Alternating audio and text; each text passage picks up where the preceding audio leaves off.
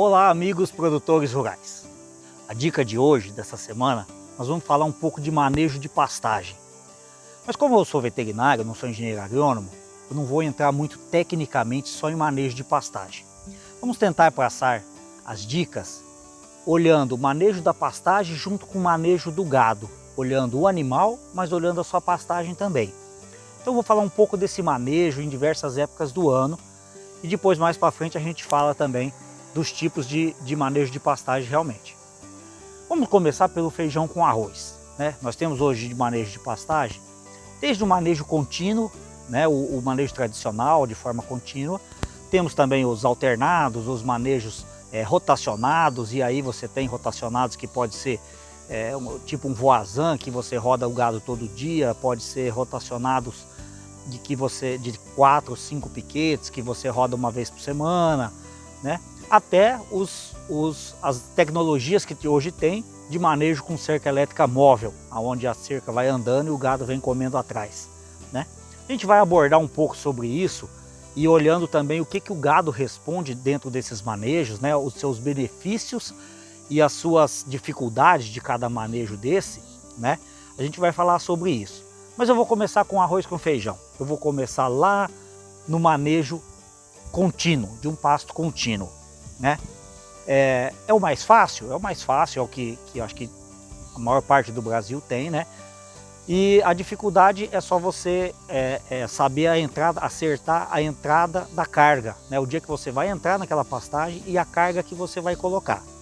Fez isso, você entrou de forma correta com a carga ideal, né, para a época do ano, então você tem pouco manejo disso e os animais vão se desenvolver bem.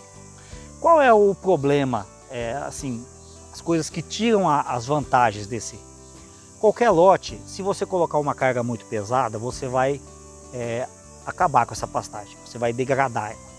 Então você nunca pode entrar numa capacidade de suporte muito alta, você tem que sempre entrar numa carga média. E quando você entra numa carga média, o que acontece? Os animais vão, é normal do comportamento animal, ele ficar mais tempo perto da água, ou perto do coxo de sal, ou mesmo pernoitar em uma área que ele gosta de ficar à noite. Essas áreas onde ele fica mais, ele vai rapar mais essa pastagem.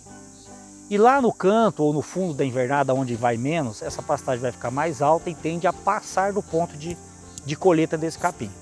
Então o que você tem? Você tem uma degradação daquelas áreas que o animal fica muito e você tem uma sobra de capim na outra ponta da área, onde ele vai se tornar mais fibroso e os animais vão ganhar menos peso.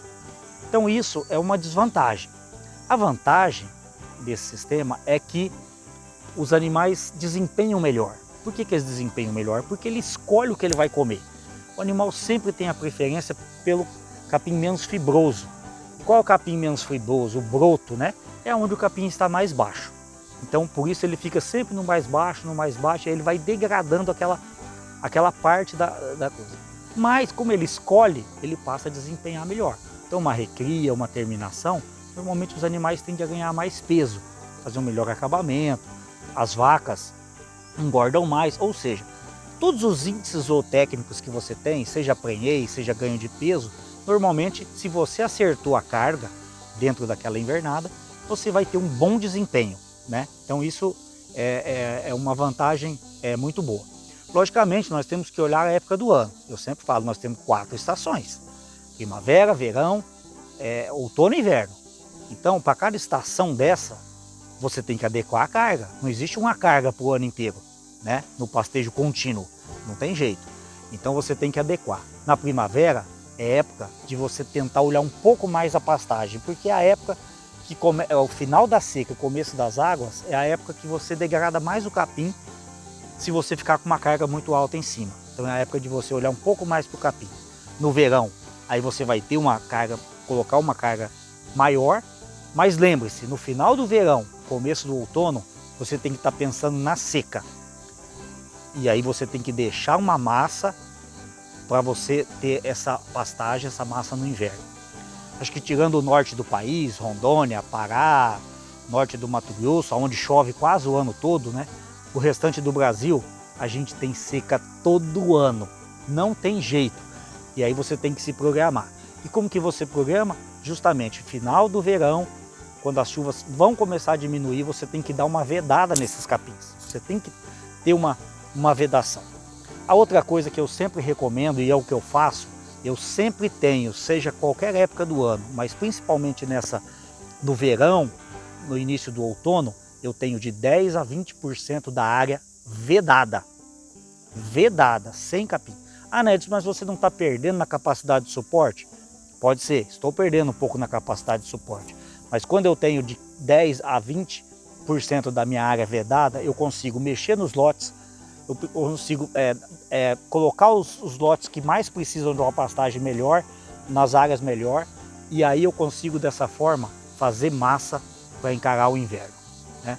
Então, se eu perco por um lado, mas eu penso em ganhar do outro, porque a recuperação de pastagem hoje é uma das coisas mais caras que tem. Então o gado tem que ganhar peso, nós temos os índices zootécnicos para a gente acompanhar. Mas também nós temos que pensar que o dia que a gente tiver que reformar uma pastagem degradada dessa, ele é muito caro. Então por isso essas dicas, ok? Na próxima semana nós vamos falar sobre os pastejos rotacionados e as intensificações em pastos super adubados e em altas lotações. Até lá, amigos produtores. Viva a pátria!